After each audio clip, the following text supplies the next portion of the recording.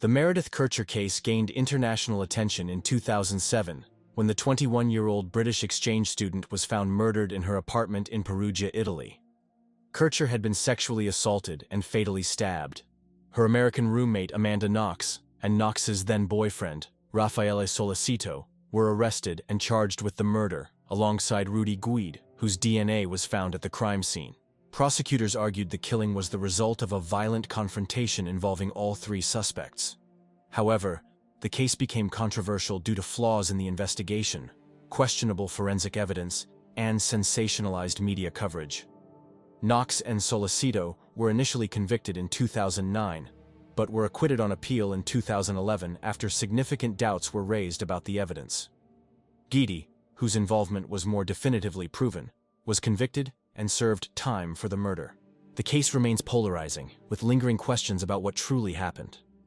It sparked widespread debate about justice, media bias, and the pressures of high-profile international trials.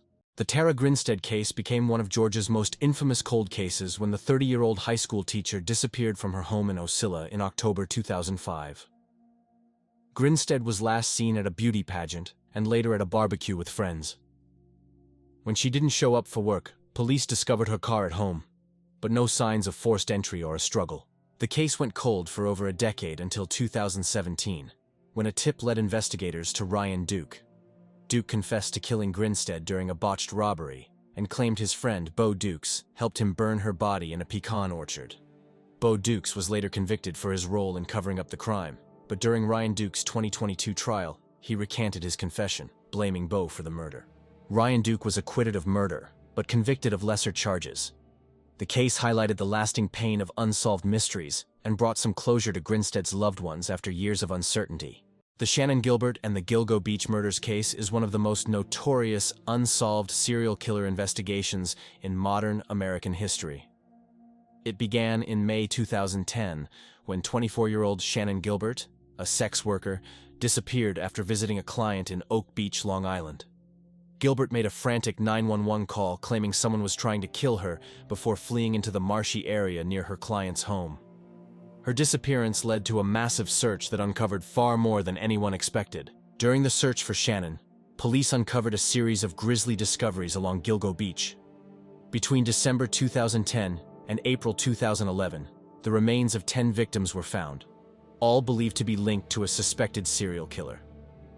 Most of the victims were women working as escorts, with some bodies dismembered and placed in burlap sacks. This led to speculation about the Long Island serial killer, Lisk, an unidentified individual responsible for the murders. While authorities initially considered Gilbert a potential victim of the Lisk, her cause of death was controversial. Police ruled her death accidental, suggesting she drowned in the marsh while fleeing. However, her family rejected this conclusion, pointing to the suspicious circumstances surrounding her disappearance and her 911 call. An independent autopsy commissioned by her family suggested she may have been strangled. The case has sparked widespread media attention and numerous theories about the identity of the killer. Suspects have ranged from local residents to law enforcement officials, but no one has been charged.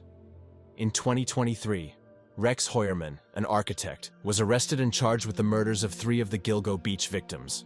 While investigators continue to work on tying him to additional cases, many questions about the full extent of the crimes remain unanswered. The Gilgo Beach murders underscore the vulnerability of marginalized communities, as most victims were sex workers.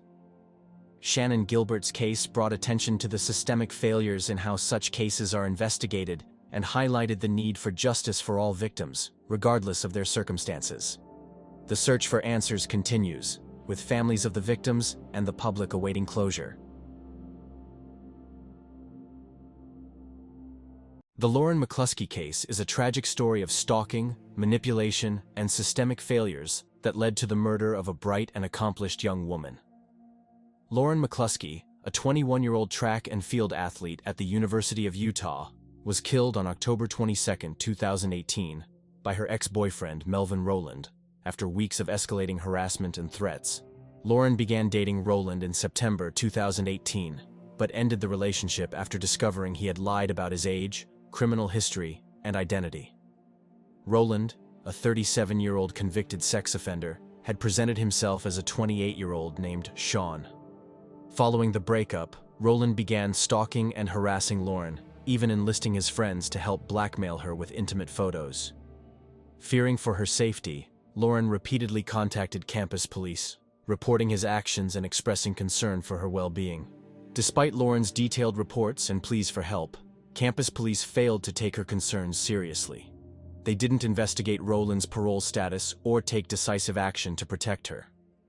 On October 22, 2018, Roland lured Lauren into meeting him in a parking lot on campus, claiming he wanted to return some of her belongings. When she approached, he forced her into a car, shot her multiple times, and left her body in the back seat. Roland fled the scene and later took his own life as police closed in on him. The investigation into Lauren's murder revealed critical failures by the University of Utah police. Records showed they ignored Lauren's numerous reports, mishandled evidence, and didn't adequately follow up on the danger posed by Roland. This negligence sparked national outrage and led to widespread criticism of how institutions handle reports of stalking and domestic violence. Lauren's parents, Jill and Matt McCluskey, became vocal advocates for change, creating the Lauren McCluskey Foundation to raise awareness about dating violence, stalking, and the importance of institutional accountability. Her case prompted policy changes at the University of Utah and broader discussions about how law enforcement and universities address threats against students. Lauren McCluskey's death is a heartbreaking reminder of the consequences of ignoring warning signs and failing to act decisively in the face of danger. Her legacy continues to inspire efforts to improve protections for victims of stalking and domestic violence, ensuring that her story leads to meaningful change.